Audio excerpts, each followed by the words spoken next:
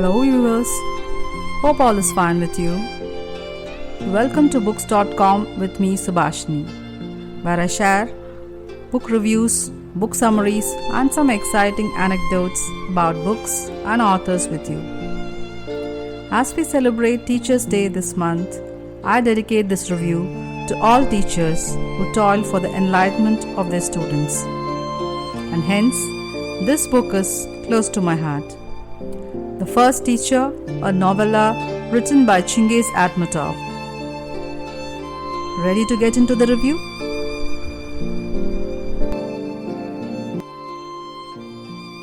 I will prostrate myself on the ground and kiss my teacher's footprints.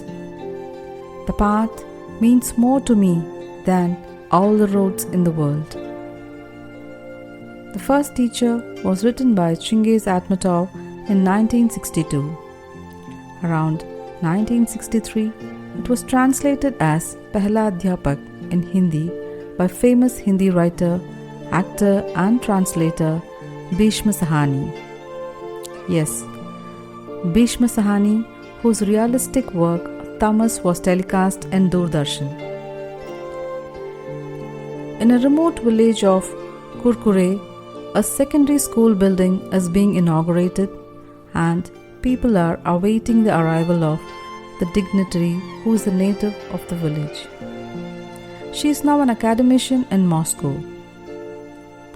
Altanai Suleymanovna, a middle-aged woman, arrives when the ceremony is about to begin. She wasn't expecting such a welcome and she seems a little afraid. They give her the place of honor. They lavish attention on her to show how much they respected and admired her. With everyone talking animatedly and proposing toasts, a young village lad comes in and hands over a batch of telegrams. They are from the village school's old pupils congratulating the collective farmers on the new building. The headmaster asked the lad, "Was it old Dushin?" And Altanai is nervous. She asked the artist who sat beside her, "Which Dushin are they talking about?" "Oh, he's the postman. Do you know old Dushin?"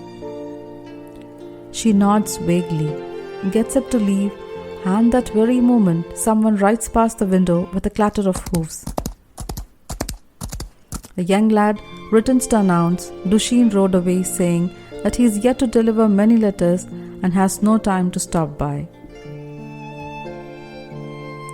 While everyone remembers with laughter how an uneducated person who read by syllables taught children the basics of reading and writing, Altanai alone appears disturbed.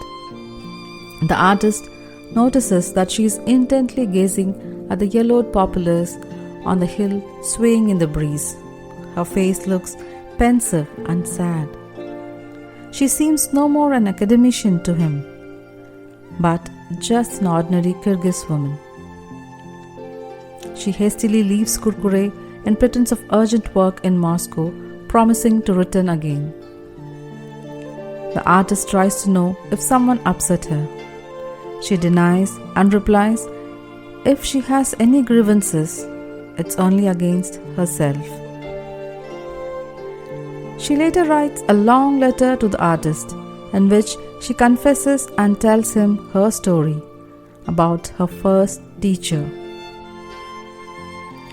The letter unfolds that it was 1924 when a man from nowhere comes to Kurkure in a black army overcoat.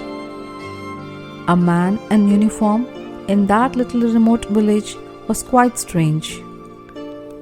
But what was stranger was his proposal to set up a school in an abandoned stable on a hillock. In those days, such words as school and teaching were novel, and no one really knew what they meant, writes Altanai. The locals believed reading is for the well-to-do. They were wary of the aspirations of the newly arrived young man. "We are plain folk, don't try to change us," was their opinion in unison. Dushin, being a member of Komsomol, an ex-revolutionary and communist, was not afraid and decided to challenge openly. So, you're against this paper? Which says that children must go to school? Which has the seal of the Soviet government on it? Who gave you the land and water? Who gave you the freedom? Speak up. Answer. Listening to his angry words, people stood with heads hung low in silence. We are poor peasants, Dushin now said softly. We were humiliated and kicked about all our lives. We lived in darkness, and now the Soviet government wants us to see the light. It wants us to learn to read and write. That's what our children want a school for. An old man spoke. All right. Teach them if you want to. We don't care. But Satim cool words. You can teach the children for the salary you're getting. The state has money enough. Just leave us at peace. We have cares enough as it is. Leaves Dushin lost and miserable. Nevertheless, Dushin works relentlessly on educating the children with absolutely no help from the villagers. Altanai was just 14 years old then. An orphan in that steppe village, like the classical Cinderella, she worked hard and suffered humiliation and sometimes beatings from her aunt. You begin to feel the atmosphere of oppressive hopelessness of children's life in the village in Akhmetov's narration. When Altanai learns that the young man has come to teach them how to read and write, her eyes lit up. A torch seems to flare up in her soul, illuminating her entire inner world, giving her hope. This particular episode, where Altanai empties her bag beside the school door, is quite interesting to read, where Akhmetov uses vivid imagery through poetic phrases.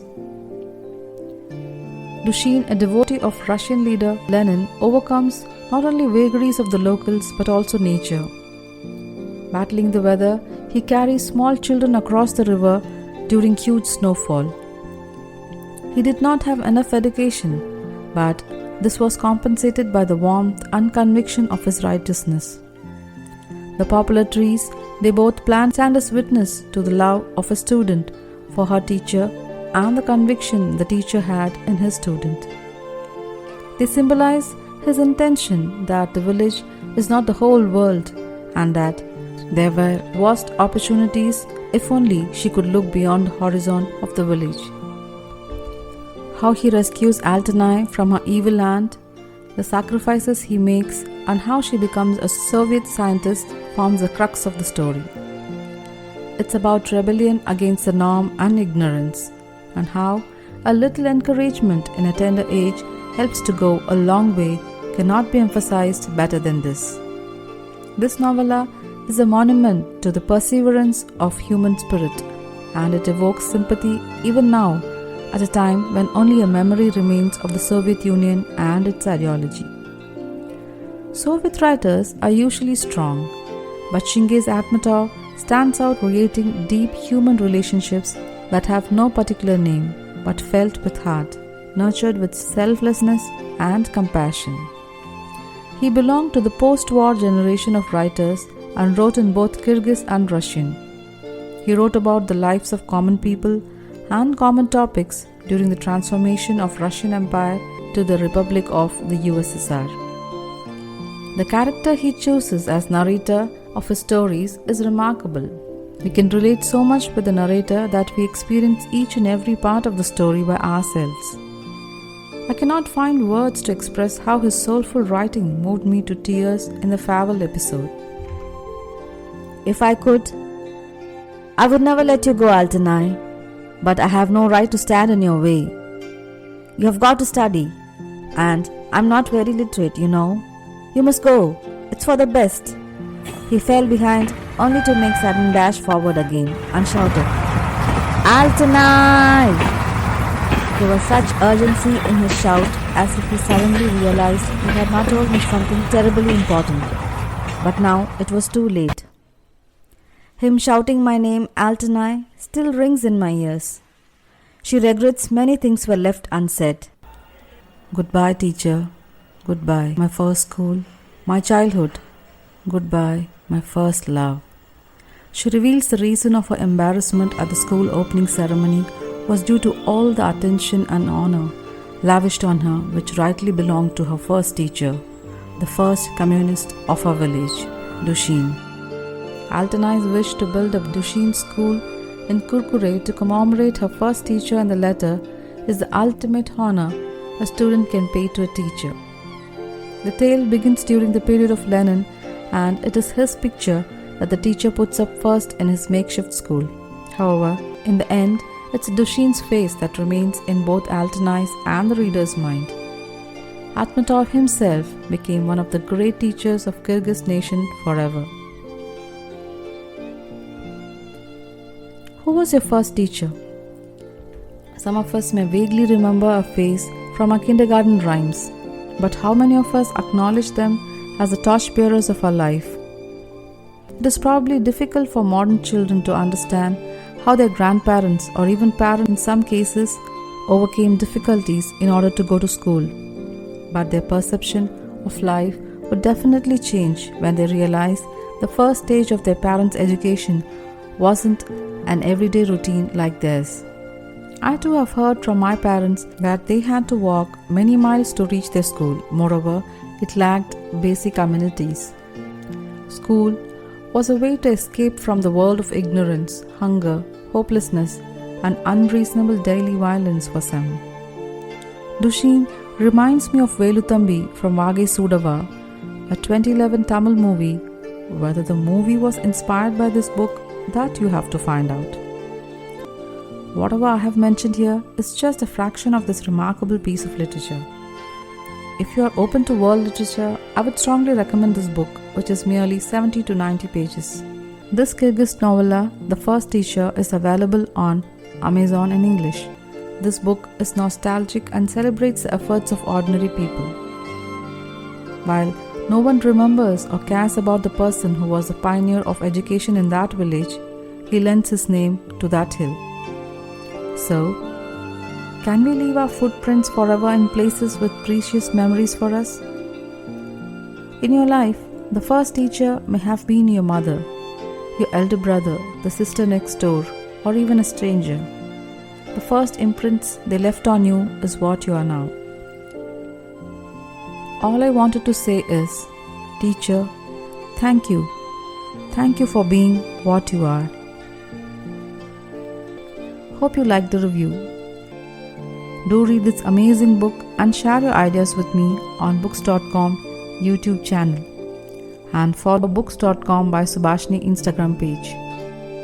Thank you for tuning in. See you in the next episode of books.com. Till then, sayonara.